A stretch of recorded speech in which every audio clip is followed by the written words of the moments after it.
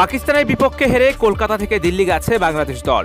তবে দলের সঙ্গে দিল্লি না গিয়ে ঢাকায় ফিরেছেন লিটন কুমার। গোপনে বাংলাদেশে এসেছেন লিটন কুমার দাস। দেশে আসলেও ভারত বিশ্বকাপে ফেলে আসা লিটন কুমারের নানা অনাকাঙ্ক্ষিত কাজ আর কথার কারণে বিপত্তি এতটুকু কমছে না।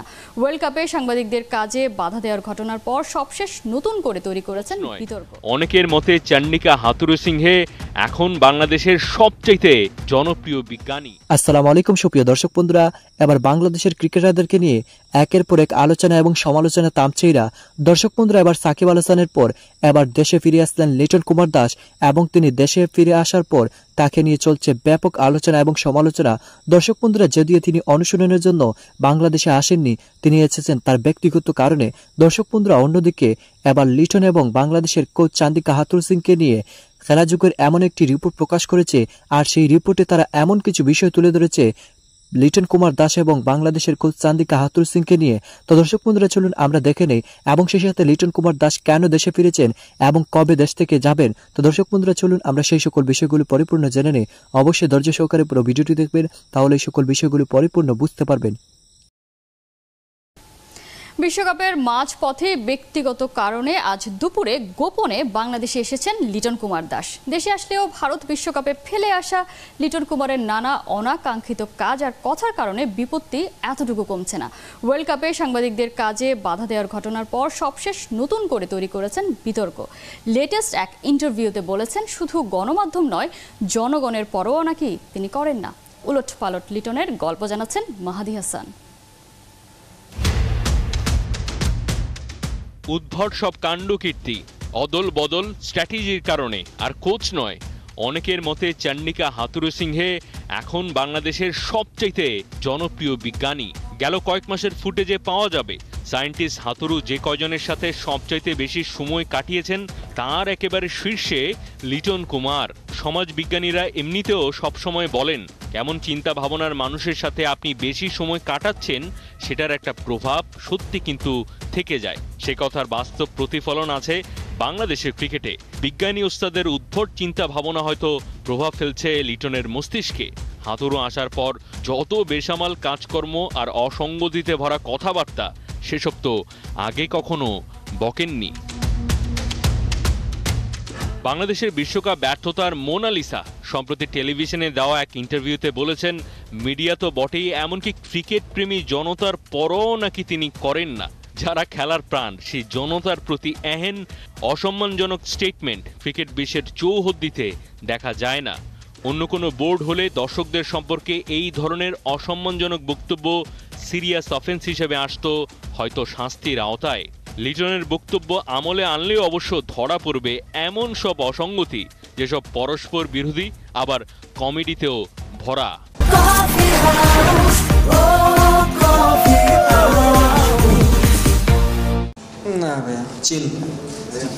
যদি পরোয়া নাই করেন, তাহলে টানা ব্যর্থতার সময়ে তার রান সংখ্যার অনুপাতে যখন ডিসকাউন্ট ঘোষণা করে বেরসিক জনতা, তখন কেন তিনি বা তার দিক থেকে দেবদাসের মতো ভাসানো হয় কেঁদে পাবলিকলি? মিডিয়ার পরোয়া না করলে মিডিয়াকে খবর কি করে প্রকাশ করতে হবে সেই সবক নিজের ফেসবুক পাতায় দিয়ে বেড়ান কেন? তাকে নিয়ে কে কি বলছে বা লিখছে সেটা নিয়ে সারাক্ষণ তটস্থ না থাকলে তো এহেন ক্লাস নেওয়া অসম্ভব। আবার যখন তখন দৌড়ে পালান কেন? পুরো টিমের কারো কোনো সমস্যা না থাকলেও হোটেল থেকে গণমাধ্যম কর্মীদের তাড়িয়ে দিতে চান কেন? বাংলাদেশ ক্রিকেটে লিটনের যখন আবির্ভাব, তখন ঢেউ উঠেছিল এই ছেলেটাই মোনালিসা, এটাই পাবলো পিকাসো। বাস্তবতা হলো লাল সবুজের নাম্বার 1 ব্যাটার হবেন এই প্রত্যাশার বিপরীতে ওর যা অর্জন তাতে বিব্রত হবেন মোনালিসার স্রষ্টা লিওনার্দো দা ভিঞ্চি। কিংবদন্তি শিল্পী পাবলো পিকাসো মুখ লুকাবেন কম্বলের তলায়। জিম্বাবুয়ে, আফগানিস্তান, নেদারল্যান্ডসের মতো দলের বিপক্ষে রান করা, টাফ অপোনেন্টের বিপক্ষে রান খরা, এক ম্যাচ রান করে পরবর্তী বহুতে করতে না পারা, দেশেরা ব্যাটারের রোল প্লে করতে বলা হলো সেটাতে 30 বছরে পৌঁছে যাওয়ার পরও হাত পাকাতে না পারা। বোদ্ধারা বলছেন, সমস্যা হলো লিটনরা খুব ভালো করে জানেন বাংলাদেশের ক্রিকেটের যে প্রচলিত কালচার, তাতে নিজের গা বাঁচানোর জন্য কিছু সেলফিশ 50 যথেষ্ট। এরপর যা খুশি করা, বলা, নিয়ম ভাঙার লাইসেন্সটা পাওয়া যায়। যখন কোনো কোনো তারকা ক্রিকেটারের সমালোচনা করা হয় তখন বিভিন্ন মহল থেকে বার্তা আসে এতে নাকি ক্ষতিগ্রস্ত হয় ক্রিকেট। বোদ্ধারা বলছেন এরকম ভাবনা কেবল একটা ভ্রান্ত ধারণা। পুরো জাতিকে এক সুতোয় গাঁথা তিলে তিলে অবস্থান তৈরি করা বাংলাদেশ ক্রিকেট কখনোই এত ঠুনকো নয়।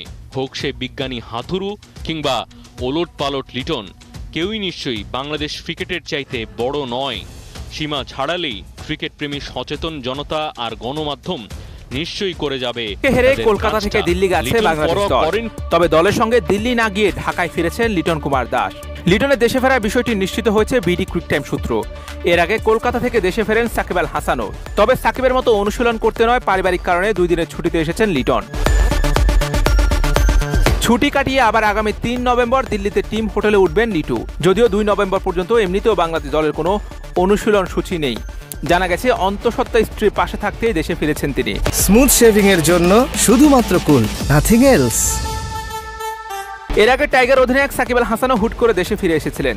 নেদারল্যান্ডস ম্যাচের আগে তার আচমকা ঢাকায় সফর নিয়ে তুমুল সমালোচনা তৈরি হয়েছিল।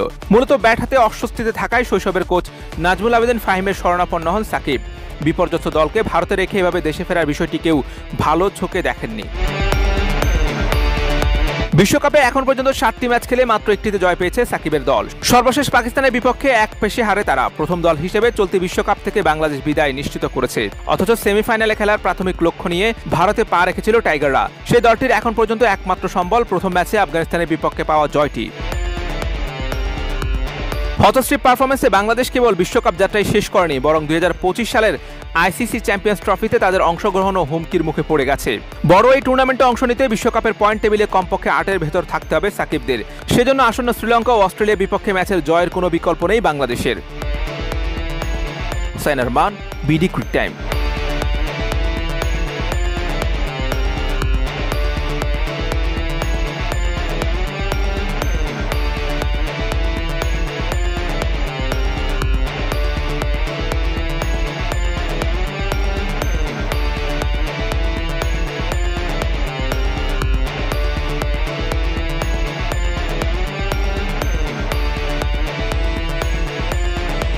তো দর্শক বন্ধুরা, আপনারা হয়তো পুরো ভিডিওটি থেকে এবং এই সকল কথাবার্তাগুলো শুনে অবশ্যই বুঝতে পেরেছেন অবশেষে সাকিব আল হাসানের পর এবার দেশে ফিরে আসলেন লিটন কুমার দাস এবং তিনি দেশে ফিরে আসার পর তাকে নিয়ে চলছে ব্যাপক আলোচনা এবং সমালোচনা।